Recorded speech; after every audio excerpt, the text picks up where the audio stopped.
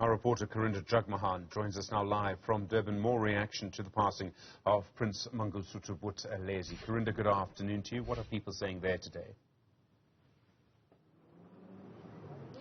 Well, good afternoon, Stephen. As we have heard that Prince Buthelezi was a champion for the AmaZulu nation and also embraced many other cultures and religions. That's why we find ourselves at this temple in Chatsworth, a Hindu temple for the International Society for Krishna Consciousness, where he frequently visited when he came to the city. In fact, the communications director for ISKCON SA, Krsangi Radhe Dasi, has been sharing many photos of Prince Buthelezi right here actually over his time. So thank you for joining us, and tell us about his visits here and your memories of him in the time of his passing. Thank you, Karinda, for taking the time to come to our beautiful temple this afternoon and just remembering His Excellency Prince Buthelezi on his passing.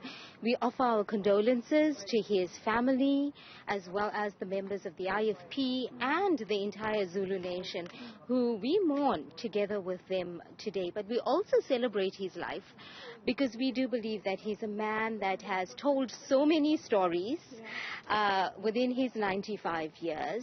And also, he's been here so often.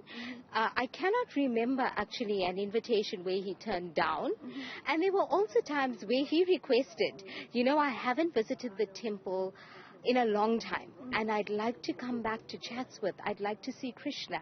I'd like to see the altar again. And of course, he was a part of everything. He was actually here when this beautiful temple opened 38 years ago. On the 18th of October 1985, he was instrumental in securing this land that we stand on. It was during the apartheid time that we tried to secure this land to build the temple here in Chatsworth. It was pretty difficult, but he was that voice who came forward to say, we want to have this cultural diversity. Why should we not secure this land? Why should we not allow the Hare Krishnas to actually build this temple?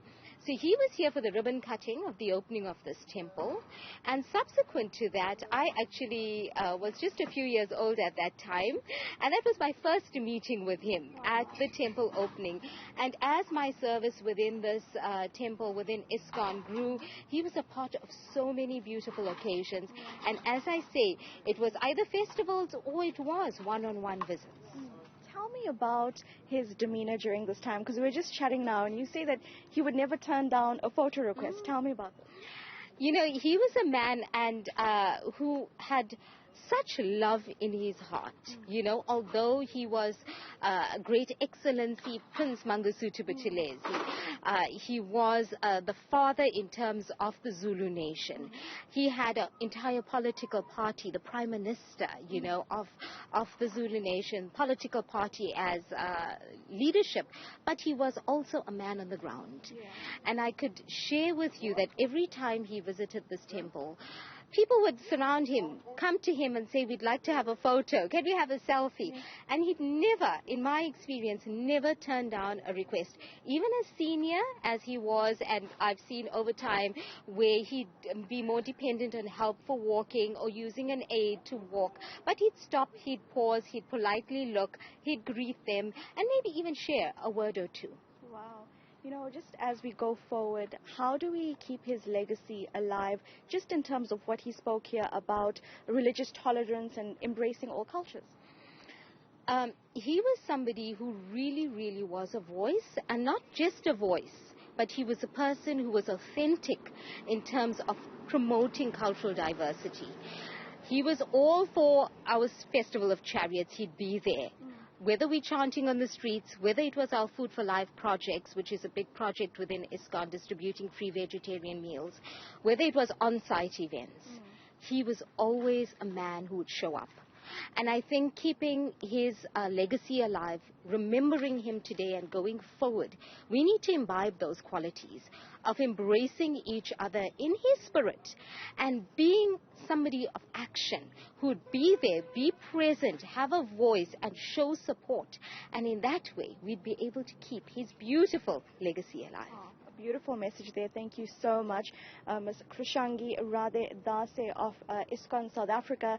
So there you have it, Stephen. There are many points of contention as well, but on this day, on the day of his passing, beautiful memories of Prince Buthelezi being told. Remember, just about 2 hours ago, we were speaking to a student from the Mangosuthu University of Technology who spoke about some memories of when he was strict with students, of course, ensuring that they would come with written notes to meetings.